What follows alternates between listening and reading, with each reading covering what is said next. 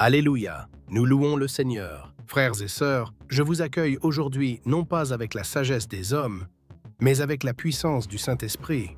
Je ne suis pas ici pour vous parler de théorie, ni pour partager une philosophie vide.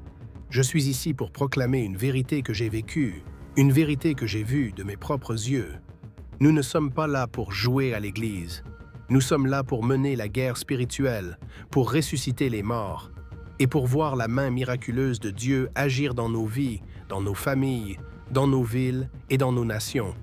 La prière n'est pas un rituel religieux. La prière n'est pas une formalité. La prière est l'oxygène spirituel du croyant. Sans elle, tu suffoques. Avec elle, tu conquiers. J'ai vu des tumeurs disparaître. J'ai vu des foyers brisés restaurés. J'ai vu des morts revenir à la vie. Pourquoi? Parce que lorsque nous prions avec la clé du Saint-Esprit, avec l'autorité de la parole, alors les montagnes bougent, les démons tremblent et le ciel répond. Aujourd'hui, je vais partager avec vous la clé de la prière qui ressuscite les morts et remporte les batailles spirituelles. Ce n'est pas un secret réservé à quelques-uns. C'est une vérité divine offerte à tous ceux qui croient.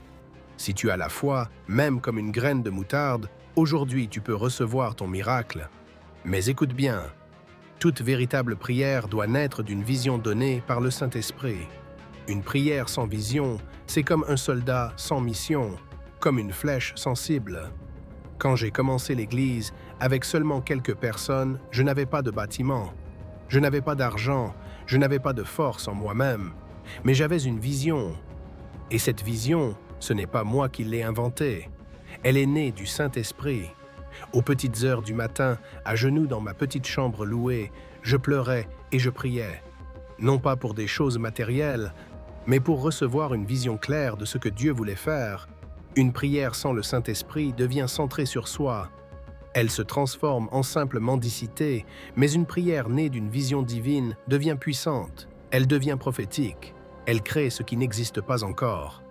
Comprends ceci, la vision est la semence, et la prière, c'est le ventre qui la porte.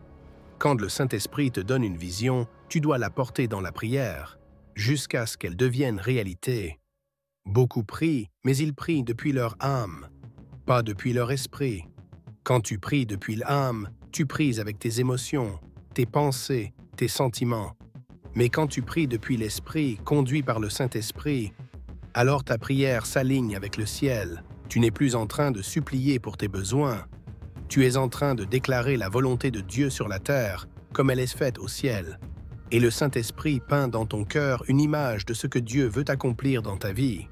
Cette image devient ta vision, et cette vision devient le carburant de ta prière. Quand j'étais malade de la tuberculose, je ne priais pas simplement pour être guéri. Je priais avec la vision de moi-même debout, prêchant l'Évangile à des milliers de personnes. Le Saint-Esprit m'avait donné cette image, et je m'y suis accroché. Chaque fois que je toussais, je me voyais en train de prêcher. Chaque fois que j'avais mal, je me voyais en train de témoigner de la puissance de Dieu. Cette vision a donné vie à ma prière. Mes paroles n'étaient pas des cris de désespoir. Elles étaient des déclarations de foi. Je disais, « Seigneur, tu m'as montré, tu m'as donné cette vision. Je ne mourrai pas, je vivrai et je proclamerai tes œuvres. » Et j'ai été guéri. Voilà la puissance d'une vision née du Saint-Esprit. Il y avait une jeune femme dans notre Église. Son mari était plongé dans l'alcool et le péché. Elle priait et priait, mais rien ne changeait. Un jour, je lui ai dit, « Arrête de prier seulement avec ta douleur. Demande au Saint-Esprit de te montrer ton mari avec les yeux de Dieu. » Elle a commencé à jeûner et à chercher le Seigneur. Et dans un temps de prière profonde, le Saint-Esprit lui a donné une vision. Elle a vu son mari à genoux, devant l'autel, les larmes coulant sur son visage, donnant sa vie à Jésus. À partir de ce jour, elle a prié non plus dans la douleur, mais dans la vision. Elle a commencé à dire, « Seigneur, je le vois, merci de sauver mon mari. » Quelques mois plus tard, cet homme est venu à l'église, exactement comme dans la vision, et il a donné sa vie à Jésus. Voilà la clé. On ne commence pas avec une situation, on commence avec l'Esprit. Laisse le Saint-Esprit te donner une image. Cette image devient le but de ta prière. Et quand tu pries selon ce que le Saint-Esprit t'a montré, ta prière est remplie de vie divine. Tu n'es plus en train de répéter des mots. Tu es en train de collaborer avec Dieu pour créer l'avenir. C'est pourquoi j'enseigne toujours aux membres de mon Église à prier tôt le matin, avant que la journée ne commence, quand tout est calme. Car dans le silence, le Saint-Esprit parle. Il dépose des visions divines. Il révèle ce qui doit venir. Il ouvre tes yeux pour voir ce qui n'existe pas encore, afin que tu puisses le faire exister par la prière. Tu dois apprendre à méditer la parole jusqu'à ce qu'elle devienne une image vivante en toi. La parole n'est pas seulement de l'encre sur du papier, c'est le souffle vivant de Dieu. Quand tu la médites, le Saint-Esprit s'en sert pour créer une vision divine en toi. Par exemple, la Bible dit « Toi et ta maison, vous serez sauvés ». Ce n'est pas seulement une promesse, c'est une image. Tu dois la voir, tu dois voir tes enfants louer Dieu, tu dois voir ton conjoint l'adorer. Et quand cette vision naît en toi, tu pries avec autorité, avec persistance, avec joie. C'est ainsi que nous remportons les batailles spirituelles. Beaucoup de gens viennent me voir et me disent « Pasteur, je prie depuis des années et rien ne s'est passé. » Et je leur dis « Qu'as-tu vu dans l'esprit? Si tu n'as pas de vision, ta prière n'a pas de direction. Si tu ne fais que te concentrer sur tes problèmes, ta prière n'a pas de foi. Mais si tu vois avec les yeux de l'esprit, ta prière devient puissante. Tes paroles portent du poids. Tes déclarations secouent l'atmosphère. Je me souviens, quand nous construisions le sanctuaire de l'Église, nous n'avions pas d'argent, mais j'avais une vision du Saint-Esprit. Je voyais des milliers d'adorateurs. Je voyais le bâtiment déjà terminé. Je voyais les nations venir. Alors je n'ai pas prié pour de l'argent, j'ai prié pour que la vision s'accomplisse. Et Dieu a envoyé les ressources. Il a envoyé les personnes. Il a envoyé les miracles. Pourquoi? Parce que je ne priais pas mes propres pensées. Je priais ce que Dieu m'avait déjà montré. Ce type de prière ne vient pas de l'agitation. Il vient du silence. Il vient de l'attente devant Dieu. Il naît de l'intimité avec le Saint-Esprit. Voilà pourquoi je dis toujours « l'Église qui prie est l'Église qui voit ». Et l'Église qui voit est l'Église qui déplace les montagnes. Avant de commencer ta prière, tu dois demander au Saint-Esprit « Seigneur, que veux-tu que je voie?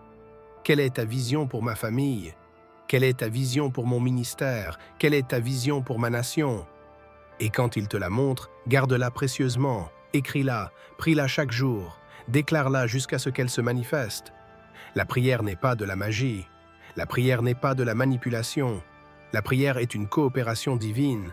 C'est toi et le Saint-Esprit qui travaillez ensemble pour amener le ciel sur la terre. Mais cette coopération commence par la vision. Sans vision, tu es perdu dans la prière. Avec une vision, tu marches dans la puissance. J'ai vécu cette vérité. J'ai pleuré dans la prière jusqu'à n'avoir plus aucune force. Mais la vision m'a porté. La vision m'a rendu audacieux. La vision m'a rendu persévérant. Et j'ai vu des miracles encore et encore. Non pas parce que je suis spécial, mais parce que le Saint-Esprit m'avait donné quelque chose à voir. Alors aujourd'hui, je te demande, quelle était ta vision? Qu'est-ce que le Saint-Esprit t'a montré? Si tu ne le sais pas encore, alors prie jusqu'à voir, jeûne jusqu'à ce que le ciel s'ouvre, adore jusqu'à ce que ton esprit s'élève. Et quand tu reçois cette vision, garde-la comme ta vie. Déclare-la, prie-la, crois-la, et tu verras les morts ressuscités, tu verras les malades guéris, tu verras les captifs libérés. Parce que lorsqu'une prière naît d'une vision, rien ne peut l'arrêter. L'autorité spirituelle s'active par la parole dans la prière. C'est une vérité capitale. Et je ne veux pas que tu l'entendes seulement, je veux que tu la comprennes, que tu l'intériorises et que tu vives par elle. Il n'y a pas de victoire dans la prière sans compréhension de l'autorité. Quand tu pries, ce n'est pas seulement ta voix qui compte, c'est l'autorité qui est derrière ta voix. Dans le monde, les gens ont du pouvoir à cause de leur position, de leur titre, de leur richesse ou de leur influence. Mais dans le royaume de Dieu, la puissance vient de l'autorité. Une autorité donnée par la parole de Dieu. Si tu veux voir les montagnes bouger, si tu veux voir les malades guéris et les morts ressuscités, tu dois comprendre ce principe. La parole de Dieu proclamée avec foi est la source de l'autorité spirituelle. La Bible dit que la parole de Dieu est vivante et efficace, plus tranchante qu'une épée à 2 tranchants. Elle est vivante. La parole n'est pas seulement un livre, c'est l'épée de l'esprit. Et à quoi sert une épée? Une épée sert au combat. Quand tu pries, tu n'entres pas dans une simple conversation. Tu entres dans une guerre spirituelle. Les forces des ténèbres sont réelles. Le diable est réel, son royaume est réel, et il cherche à détruire, voler et tuer. Mais gloire à Dieu, nous avons reçu des armes. Pas des armes charnelles, pas des armes de ce monde, mais des armes spirituelles, puissantes en Dieu, pour renverser les forteresses. Et l'une des armes les plus puissantes que nous avons, c'est la parole de Dieu. Quand tu proclames la parole dans la prière, tu actives l'autorité spirituelle.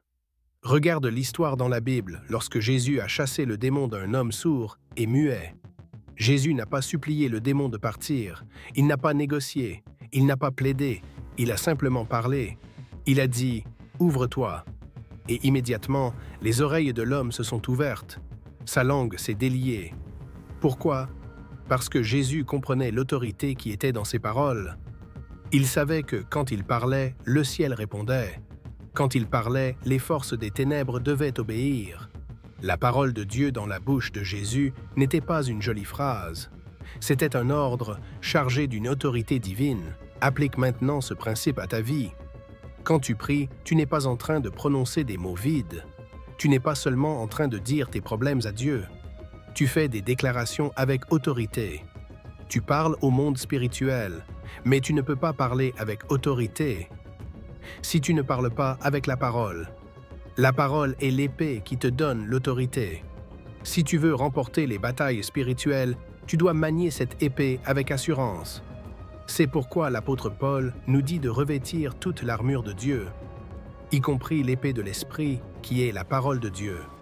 Quand tu pries, tu es au combat. Tu es dans une guerre spirituelle et ton ennemi n'est pas de chair et de sang. La bataille se joue dans le monde spirituel et la seule façon de vaincre l'ennemi, c'est par l'autorité de la parole de Dieu. Je me souviens d'une période de ma vie où j'ai fait face à un grand défi. Il semblait que tout était contre moi. Ma santé déclinait, l'Église traversait une crise et financièrement, nous étions au bord de l'effondrement. Mais je savais une chose, j'avais la parole de Dieu. Et la parole de Dieu est puissante. J'ai commencé à proclamer les promesses de Dieu sur ma vie et sur ma situation. Je disais, je suis la tête et non la queue. Je suis au-dessus et non en dessous. Je ne mourrai pas, mais je vivrai, et je proclamerai les œuvres de l'Éternel. Aucune arme forgée contre moi ne prospérera. Je ne priais pas ces paroles dans le désespoir.